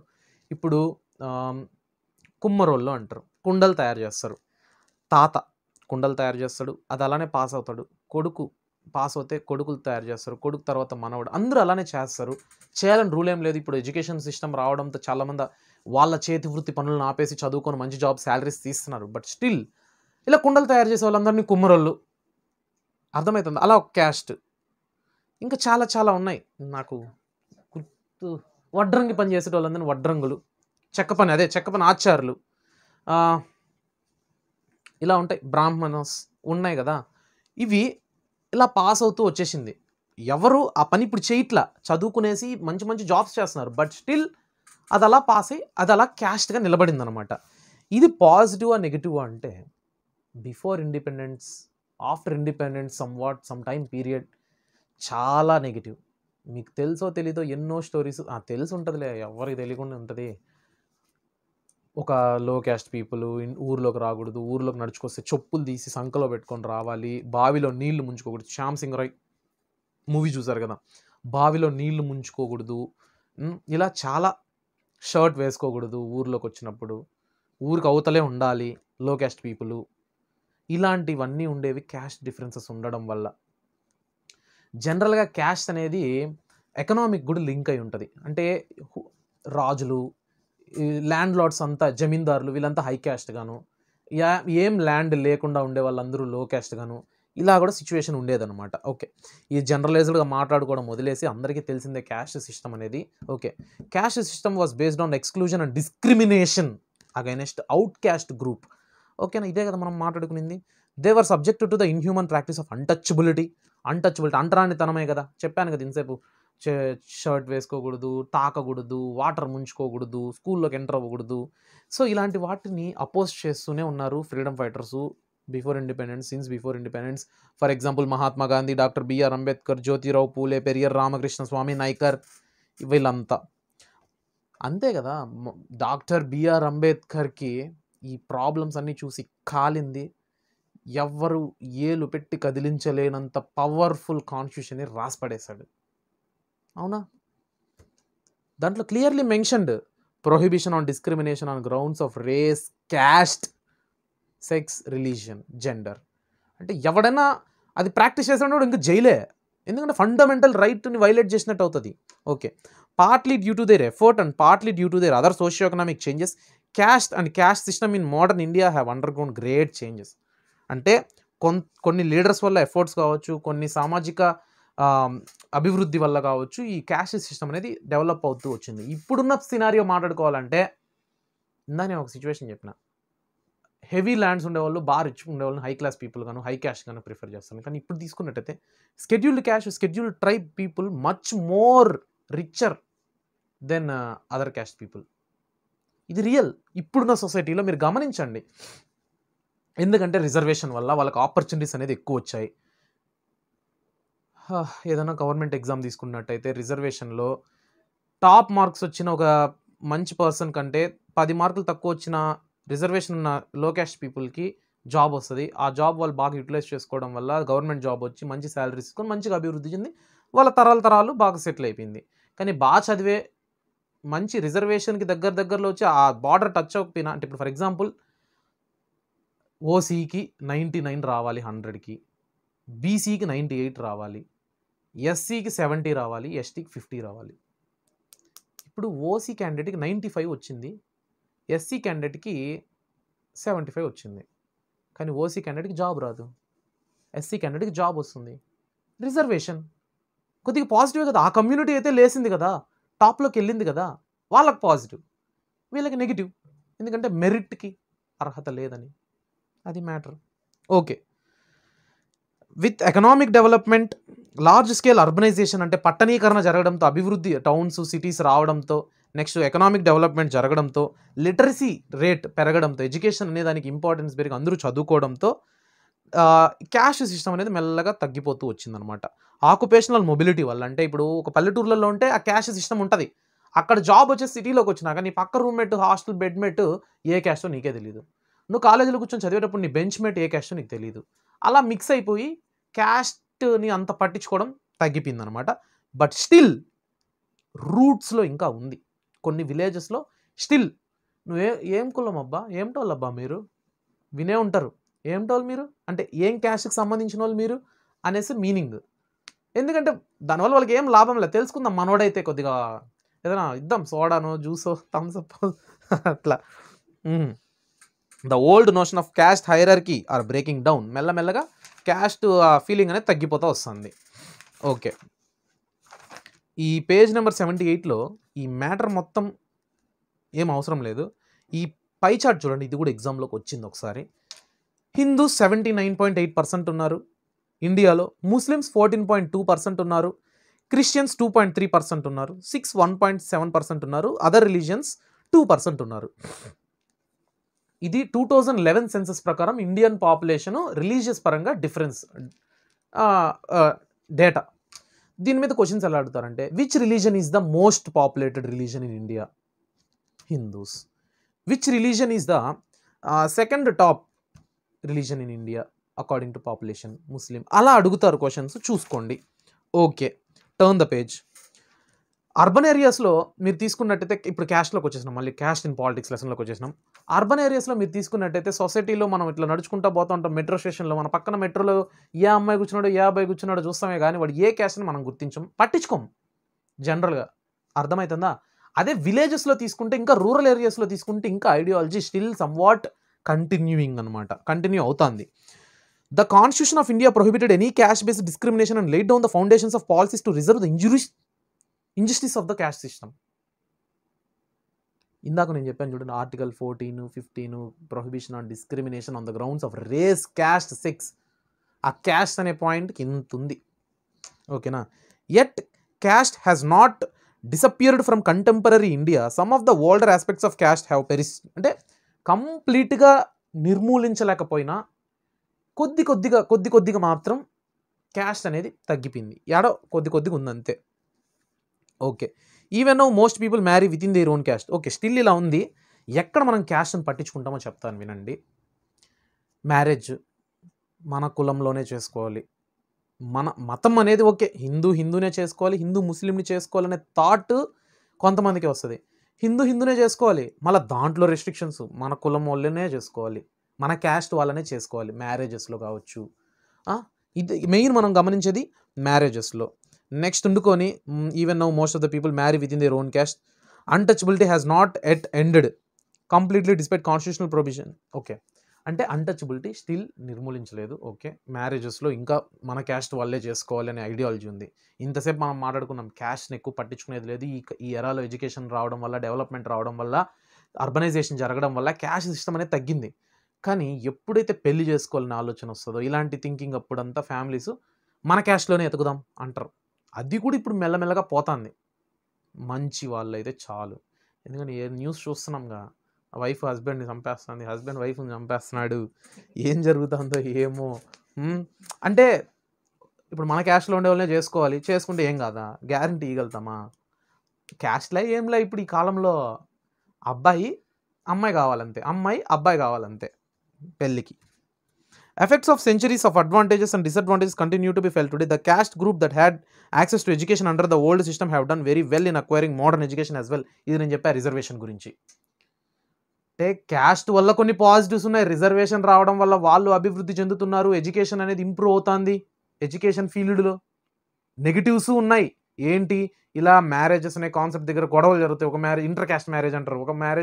ఒక క్యాస్ట్ పర్సన్ ఇంకో క్యాస్ట్ పర్సన్ పెళ్లి చేసుకుంటే గొడవలంతా అవుతాయి.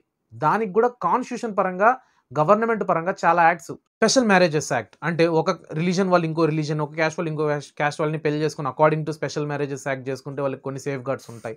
అంటే ఇంటర్ క్యాస్ట్ మ్యారేజ్ వల్ల గొడవలు జరగకుండా ఆపడానికి. బట్ స్టిల్ జరుగుతున్నాయి కదా. అమృత ప్రణయ్ కేస్ యూట్యూబ్లో కొట్టి చూడండి, ఒక best example for inter caste marriage, దానివల్ల ఎంత ట్రాజడీ జరిగిందో. ఓకే, నేను ఏదైనా రియలిస్టిక్గా రియాలిటీలో ఉండే ఎగ్జాంపుల్సే చెప్తా. చదువుకుంటున్నామంటే బుక్లో ఉండే లైన్ని దాటి బయటికి వెళ్ళకూడదు అంటే అది చదువే కాదు.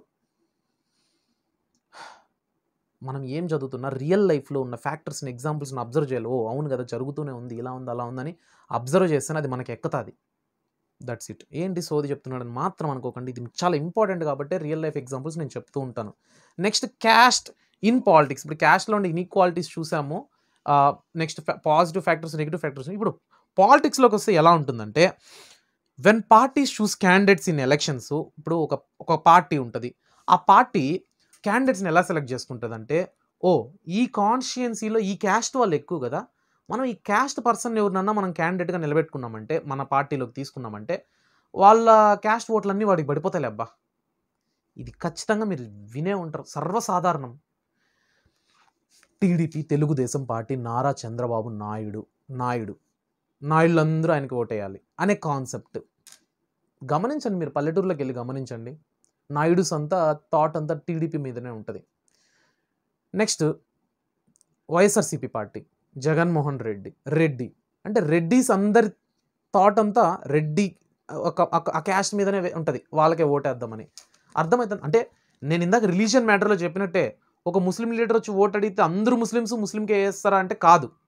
అలానే దీంట్లో కూడా ఇప్పుడు చంద్రబాబు నాయుడు అంటే టీడీపీకే ఓటేస్తారని లేదు, ఆయన ఐడియాలజీ నచ్చిన వాళ్ళు ఆయనకే వేస్తారు అంటే. బట్ స్టిల్ ఖచ్చితంగా అదైతే ఉంది. చూడండి ఒకసారి టీడీపీ పార్టీ మొత్తాన్ని మీరు మెంబర్స్ అందరినీ చూడండి, చాలామంది నాయుళ్ళు ఉంటారు. వైఎస్ఆర్సీపీ పార్టీ మొత్తం క్యాండిడేట్స్ని చూడండి, చాలామంది రెడ్లు ఉంటారు. ఎందుకు అంటే ఆ క్యాస్ట్ ఫీలింగ్ ఒకటి. ఇంకోటి క్యాండిడేట్స్ని నిలబెట్టేటప్పుడు, ఇప్పుడు ఒక ఎస్సీ క్యాస్ట్ ఉండే ఏరియా ఉంది, ఈ ఏరియా నుంచి ఒక సర్పంచ్నో ఎవరినన్నా ఒక ఎమ్మెల్యే క్యాండిడేట్ను నిలబెట్టాలంటే ఈ ఏరియా మొత్తం ఈ క్యాస్టే కదా, ఈ క్యాస్ట్ పర్సన్ని తీసుకుందాం, ఎందుకంటే ఓట్ బ్యాంక్ అనేది అతనికి ఉంటుంది, మనకు వస్తుంది అని. అర్థమవుతుందా? But it is a negative factor కదా. ఎవరి మేనిఫెస్టో బాగుండి ఎవరి ఐడియాలజీ బాగుంటే వాళ్ళని తీసుకోవాలి కానీ క్యాస్ట్ అనే థింక్ని ఫ్యాక్టర్ని పెట్టుకొని ముందర చేయకూడదు. Okay. Political parties and candidates in elections make appeals to caste sentiment to muster support అంటారు. అంటే ఈ క్యాస్ట్ అపీల్స్ చేస్తారు, మన కులం వాళ్ళంతా మనం ఈ పార్టీకే ఓటేద్దాం, మనకు మంచి జరుగుతుంది అనే సెంటిమెంట్ మీరు గమనించే ఉంటారు స్పీచెస్లో. అది సింపుల్గా చెప్తాను, మత్స్యకారులు అనే క్యాస్ట్ ఉంటుంది, వాళ్ళ కోసము నేను ఇవి చేస్తాను, నేను మత్స్యకారు కుటుంబం నుంచే వచ్చాను, నాకు వీళ్ళ కష్టాలు తెలుసు, మనకు మంచి జరగాలంటే ఈ పార్టీ ఇవే జరగాలని కొన్ని స్పీచెస్ నేను విన్నా రీసెంట్ ఎలక్షన్స్ టైంలో. అక్కడ నేను ఆ ఫ్యామిలీ నుంచి వచ్చాను, వాళ్ళకి ఆ కమ్యూనిటీకి మంచి జరగాలంటే, ఆ క్యాస్ట్ వాళ్ళకి మంచి జరగాలంటే మన పార్టీని రావాలనే తప్పు. మత్స్యకారుల ప్రాబ్లమ్స్ నాకు తెలిసింది, నా మేనిఫెస్టో ఇది, నేను ఖచ్చితంగా హెల్ప్ చేస్తాను, అదా చెప్పాలి. సో అలా చెప్పకుండా ఇలా జరుగుతున్నాయి కదా, అది మ్యాటర్, అది కరెక్ట్ కాదుగా. That's it. Universal adult franchise and the principle of 1% 1 vote compelled political leaders to gear up to the ask of mobilising and securing political support. అంటే ఈ ఓటింగ్ సిస్టమ్ వచ్చినప్పటి నుంచి ఇక ఓట్ అనేది ఖచ్చితంగా వాళ్ళకి కావాలి, వాళ్ళ ఆ ఓటు కాబట్టి దానికి వాళ్ళు ఎన్ని అయినా చేస్తారు పొలిటికల్ లీడర్స్. అది క్యాస్ట్ అనే ఫ్యాక్టర్ని వాడతారా, రిలీజన్ అనే ఫ్యాక్టర్ని వాడతారా, జెండర్, ఒక ఫీమేల్ లీడర్ నిలబడి ఆడవాళ్ళంతా నాకే సపోర్ట్ చేయాలి అన్నట్టు, ఈ మూడుని నెగిటివ్గా వాడేవాళ్ళు ఉన్నారు, పాజిటివ్గా వాడేవాళ్ళు ఉన్నారు. Okay. No parliamentary constituency in the country has a clear majority of one single caste. ఇందాక చెప్పా కదా, వన్ సింగిల్ రిలీజన్కి కూడా ఏ కాన్స్టిట్యున్సీలో మెజారిటీ ఓట్స్ ఆ రిలీజన్ అతనికే రాలా. అలానే ఒక క్యాస్ట్ వాళ్ళందరూ ఒక క్యాస్ట్ పర్సన్కి వేసినారైనా ఇంతవరకు దాఖలా లేదు. Okay. So every candidate and party needs to win the confidence more than the caste. కాన్ఫిడెన్స్ని విన్ అవ్వాలి, క్యాస్ట్ కాదు. No party wins the vote all the voters of a caste. అంటే ఏ పార్టీ ఒక క్యాస్ట్ మీద పెట్టి ఆ క్యాస్ట్ వల్ల ఓట్స్ అన్నింటినీ సంపాదించుకునింది అని ఒక ఎగ్జాంపుల్ కూడా మీరు చెప్పలేరు. Okay. Many political parties may put up candidates from the same caste. అంటే మెనీ పొలిటికల్ పార్టీస్ సేమ్ క్యాస్ట్లోంచి పెట్టుకుంటారు, ఇందాక చెప్పే కదా. Some voters have more than one candidate from their caste while many voters have no candidate from their caste. అంటే చాలా క్యాండిడేట్స్కి oats ఆ కమ్యూనిటీ నుంచి అని కాదు, వేరే కమ్యూనిటీ నుంచి కూడా పడతాయి, ఎందుకంటే ట్రస్ట్, కాన్ఫిడెన్స్ అని చెప్పా కదా. అది the ruling party and the sitting MP or MLA frequently lose elections in our country that could not. అంటే ఇప్పుడు ఫర్ ఎగ్జాంపుల్ ఒక కమ్యూనిటీ ఒక క్యాస్ట్నే ఫ్యాక్టర్గా పెట్టుకొని ఒక ఎమ్మెల్యే అయ్యాడు, తరాలుగా ఆ క్యాస్ట్ అక్కడే ఉంటుంది కదా, ఆ ఏరియాలోనే. అప్పుడు ఆ కాన్స్టిట్యున్సీకి అతనికే కదా అతను బతికున్నంత కాలం అతను లీడర్ అవ్వాలి కదా, ఎందుకు అవ్వలేకపోతున్నాడు? క్యాస్ట్ అనేది ఎక్కువ రోజులు నిలవదు. నేను మన క్యాస్ట్ మనకే ఓట్ వేయాలని చెప్పి అడిగి తీసుకొని ఓటుతో లీడర్ అయ్యి 1 టర్ము 2 టర్ములు అంతే. తర్వాత అయినా ప్రజలకు మంచి జరగకపోతే ఎవడో వేరే క్యాస్ట్ తోడు వచ్చి ఓటు అడిగినా నమ్మకంతో వేస్తారు. ఇక్కడ పని జరగడం ముఖ్యం. ప్రజలు మనకంటే తెలివైన వాళ్ళు అని లీడర్స్కి తెలుసు. ఓకే, మనం అంత పెద్ద పెద్ద మాటలు మాట్లాడేంతటి వాళ్ళం కాదు అని నా అభిప్రాయం. అందుకే ఎక్కువ మింగేస్తూ ఉంటాం, కానీ చాలా మాట్లాడాలనిపిస్తుంది. వయసు సరిపోదు, అనుభవం సరిపోదు, మనం నిల్చున్న ప్లాట్ఫామ్ కూడా సరిపోదు. చెప్పే పర్సన్ని బట్టి, ఆ చెప్పే సిచ్యువేషన్ బట్టి, ఉన్న ప్లేస్ని బట్టి ఆ మాట యొక్క విలువే మారిపోతుంది అంటారు. అలాగా నేను ఇక్కడ అరిచి గీకట్టుకొని ఏం లాభం? టైం నిజంగానే నాకు రాసి పెట్టుంటే టైం వస్తే నిజంగా ఎక్కడో మాట్లాడాల్సిన చోట మాట్లాడితే 100 మందికి, లక్షల మందికి, కోట్ల మందికి రీచ్ అయినప్పుడు చూసుకుందాం. అప్పుడే మన లోపల ఉండే మాటలన్నింటినీ మాట్లాడదాం. ఇప్పుడు కేవలం చదువే చెప్పుకుందాం, ఏదో అట్టట్టట్టట్ట మసాలా యాడ్ చేసినట్టుగా ఎంటర్టైన్మెంట్ చేసుకుందాం అంతే. ఎందుకు? మీరు వీడియో మొత్తం ఫుల్గా చూస్తున్నారా తెలీదు. నేనేమో మీరు ఫుల్ చూస్తారని గంటలు గంటలు నిలబడుకొని చేస్తున్నా. ఇప్పుడు గంట నిలబడుకో ఉంటా, స్టిల్ ఇట్స్ రన్నింగ్.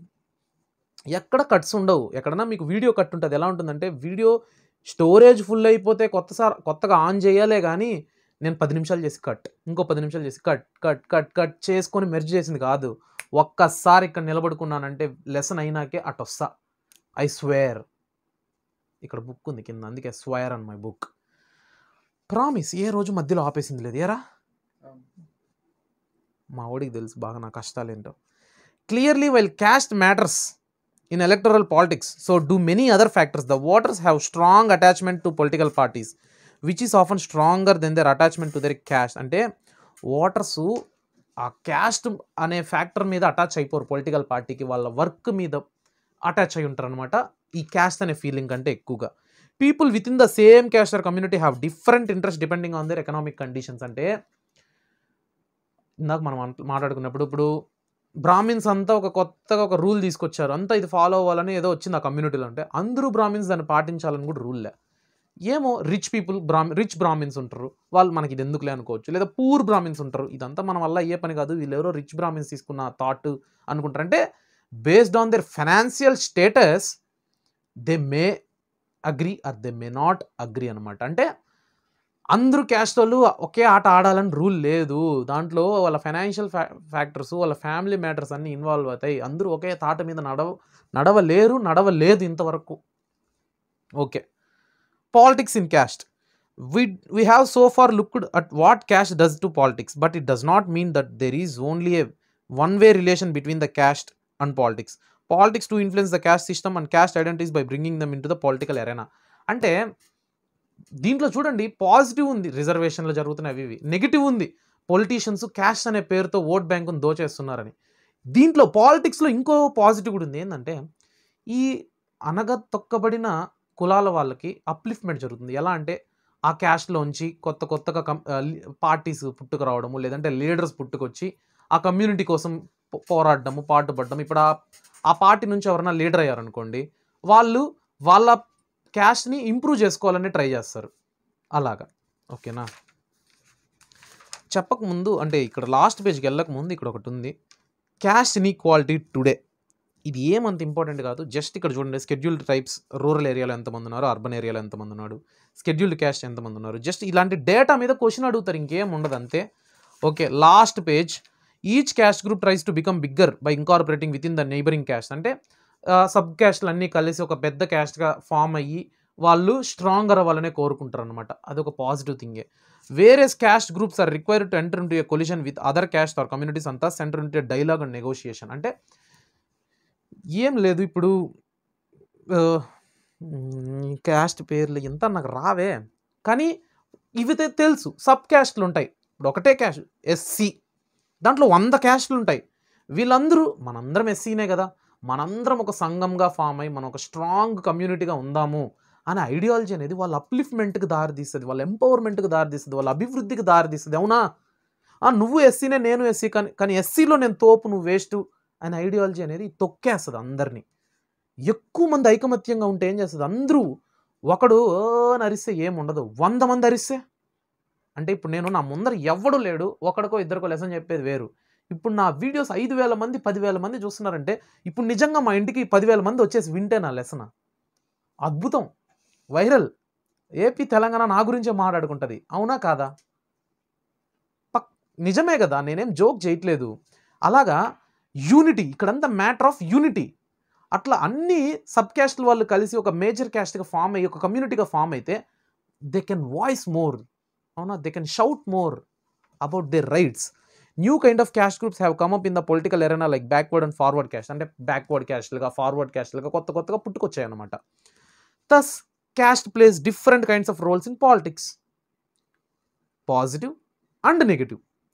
కానీ జెండర్ పాజిటివ్, దాంట్లో కూడా స్మాల్ నెగిటివ్స్ ఉన్నాయి. రిలీజన్ నెగిటివ్, స్మాల్ పాజిటివ్స్ ఏమైనా ఉన్నాయా? చెప్పానా? నేనైతే చెప్పలా. ఓకే, ఇది lesson. As in the case of religion, politics based on the cast identity alone is not very healthy in a democracy. అంటే రిలీజియన్లో లాగా politics based on the cast is not very healthy in a democracy, religion లాగే. ఓకేనా? మొత్తానికి మనం ఒక సారాంశం ఏం మాట్లాడుకోవచ్చు ఈ లెసన్ నుంచి? జెండరు, రిలీజను, క్యాస్ట్ అనే ఈ సోషల్ డిఫరెన్స్ ఏదైతే ఉందో దీన్ని సరైన మార్గంలో పొలిటీషియన్స్ కానీ యూటిలైజ్ చేసినట్టయితే దేశ అభివృద్ధి చెందొచ్చు with unity and diversity without any tensions. కానీ దీన్ని ఒక వెపన్స్గా యూజ్ చేశారంటే పొలిటీషియన్స్ పాలిటిక్స్లో చాలా ప్రాబ్లమ్స్, మత కల్లోలాలు, ఇన్ఈక్వాలిటీసు, ఓకేనా, మసాకరేసు ఇలాంటివి జరుగుతాయి. ఇది ఈ లెసను. ఒకసారి మొదటి నుంచి డిస్కస్ చేసుకుంటూ వద్దాం.